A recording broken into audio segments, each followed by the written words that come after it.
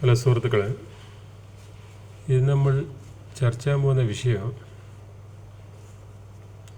Action hero Jayan ചേട്ടൻ്റെ ചില സിനിമകളിലെ ഡയലോഗിനെ കുറിച്ച്. അദ്ദേഹം അധികം ആക്ഷൻ ഫിലിമിലാണല്ലോ അഭിനയിക്കാറ്. അപ്പോൾ കൊള്ള സംഘത്തിൽ വെച്ചിട്ട് കൊള്ളക്കാരോടുള്ള ഡയലോഗും അതുപോലെ റൗഡികളോടുള്ള ഡയലോഗ്, ചില ഡയലോഗ് ഉണ്ടാവില്ല, അതിനെക്കുറിച്ച് എന്ന് പറയാം. സ്ഥലത്തെ പ്രധാന കേടുകളുടെ ലിസ്റ്റ് തരണമെന്ന് ഞാൻ പറഞ്ഞിട്ടില്ലേ? എങ്കിൽ കൊണ്ടുവരണം. നിങ്ങൾ നിസ്സാരനാണോ? നിങ്ങളിട്ടിരിക്കുന്ന യൂണിഫോം നിസ്സാരമാണോ? പറയുന്നതനുസരിക്കൂ. അത് പോലീസായിട്ടുള്ള സമയത്തുള്ള ഡയലോഗാണ്. ഇനി നമുക്ക് വേറെ ചിത്രങ്ങളിലാണ് പറയാം. എളിപ്പയ്യൻ, ഇനിയും തല്ലിയാൽ ഇവൻ ചെത്തുപോകും.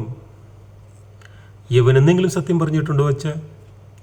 എൻ്റെ വ്യക്തിപരമായ കാര്യങ്ങളിൽ തൊഴിലാളികൾ കൂലി കൂട്ടി ചോദിച്ചാൽ തല്ലിച്ചതക്കലാണല്ലേ പതിവ്. നിർത്താൻ, ശബ്ദിച്ചു പോകരുത്. കേറു വണ്ടിയിൽ.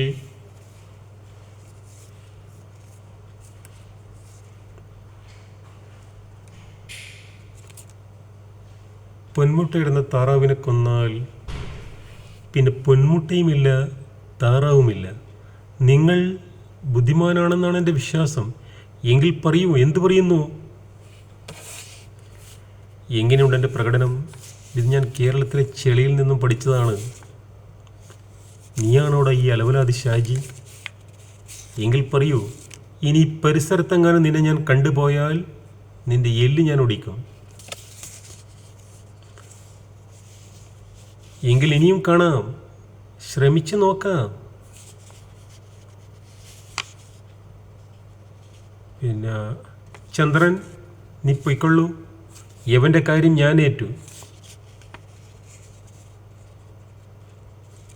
പിന്നെ വേറെ ഡയലോഗാണ്. നിങ്ങളാരാണെന്നോ? സൂട്ടിനുള്ളിൽ ഒളിഞ്ഞിരിക്കുന്ന ചെകുത്താൻ മിസ്റ്റർ പിള്ളൈ. എൻ്റെ ജീവിതത്തിൽ അത് മാത്രമാണ് എൻ്റെ ലക്ഷ്യം. എന്നോട് അല്പമെങ്കിലും സ്നേഹമുണ്ടെങ്കിൽ എല്ലാവരും പിരിഞ്ഞു പോകണം. പിരിഞ്ഞു പോകാൻ. ഇങ്ങനെ ഓരോരോ സിനിമയിൽ ഓരോരോ ഡയലോഗിനെ കുറിച്ചാണ് ഇന്ന് പറഞ്ഞത്. അല്ലാതെ മിമിക്രി കാണിച്ചതല്ലേ ഇത്. ഞാനൊരു മിമിക്രിക്കാരനല്ല. ജയം പറയുന്ന ശൈലിയിൽ ഞാൻ എൻ്റെ സൗണ്ടിൽ പറഞ്ഞതാണ്. അപ്പോൾ ആൾക്കാർ വിചാരിക്കേണ്ട മിമിക്രി എടുത്തെന്ന് വെച്ച് കമൻറ്റ് ബോക്സിലിടും ജയൻ്റെ സൗണ്ട് പോലെ ഒന്നുമില്ല. ഇത് ജയൻ്റെ സൗണ്ടല്ല, എൻ്റെ സൗണ്ട് തന്നെ.